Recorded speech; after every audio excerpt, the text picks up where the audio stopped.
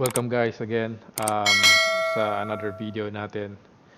So this time, mag-try tayong mag-review ng PC case. We'll do unboxing at quick review na rin. So this is a PC case Cougar MG 130G micro ATX to. So binili ko to sa Gilmore noong isang araw. PC hub. Seems to be budget friendly. I think around just 2,000. Again, normally it's for budget build. So let's see. Try natin i-test fit to. See kung ano ang pros and cons nito. Let's see. Uy, teka, but may free hard drive dito.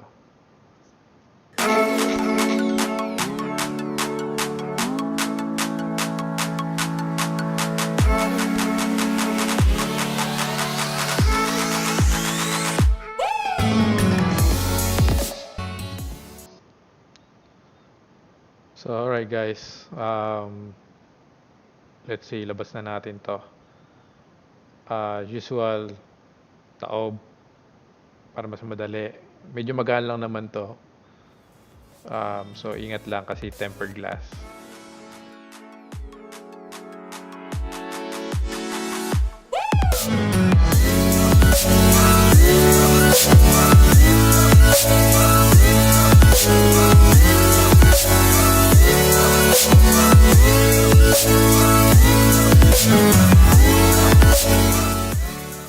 So ayan, ito pala is around 6 kg, so you will see more details doon sa box if you want.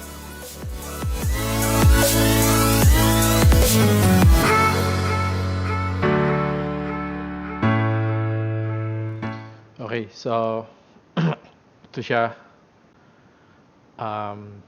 Again, it's micro ATX lang. So ilalim may dust filter doon. Sa itaas din, magnetic siya. So it's a plus. Sa murang case, buksan natin yung side panel, yung likod. Let's see kung malaking room niya for cable management dito sa may tago natin yung cables. Mukhang okay naman siya. Should have ito yung sa mga front panel connectors. Front panel buttons, power switch, medyo hindi siya clicky. I don't know kung dito sa nabili ko na to, pero hindi siya ganun hindi mo maramdaman yung bumabaon yung keys. So, make sure to check as well.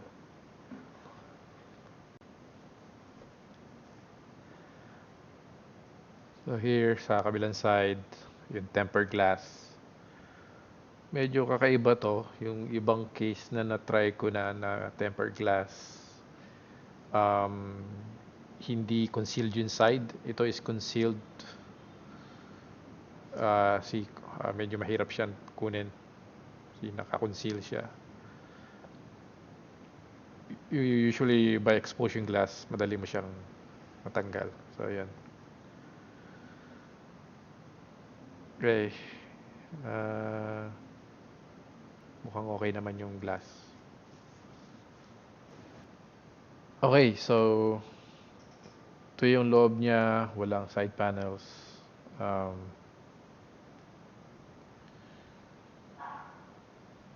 Again, magaan siya. Mayroon uli siyang dust filter doon sa loob.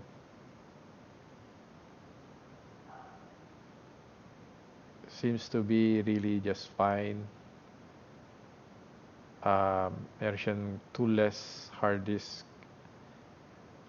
bay here, 3.5.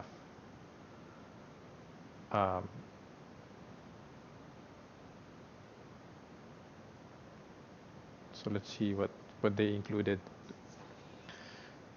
sa tools and screws. Patubuksan, yun.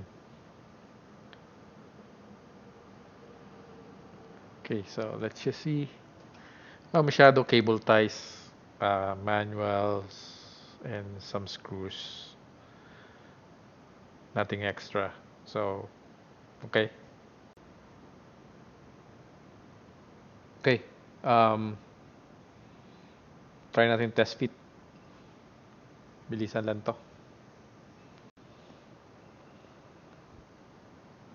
So, one thing na mako-comment ko lang sa case na to is kapag bumili kayo, um, be very sure na check nyo yung size ng power supply nyo. So, pero I think it could fit yung mga power supply.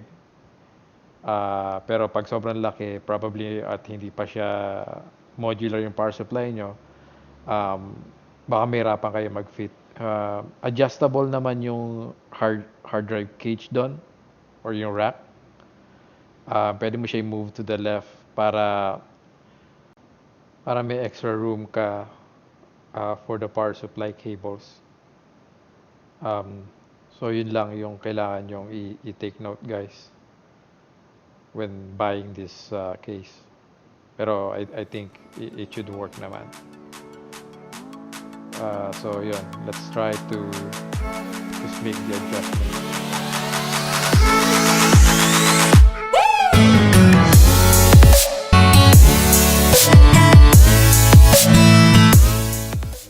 So yun, na-adjust na natin yung hard drive cage.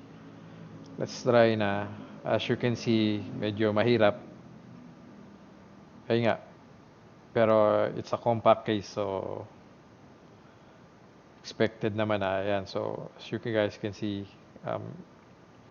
medyo nahirapan akong ipasok yung power supply.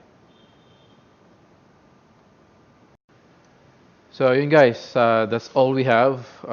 Only take, a few things to take note when buying this is really yung size ng PSU. It might be an issue kung medyo bigger or hindi modular yung power supply nyo. And also, there will be a bit less space between yung power supply cover nung case at yung GPU nyo kung ano. So less air flow there, pero overall okay siya for a budget case.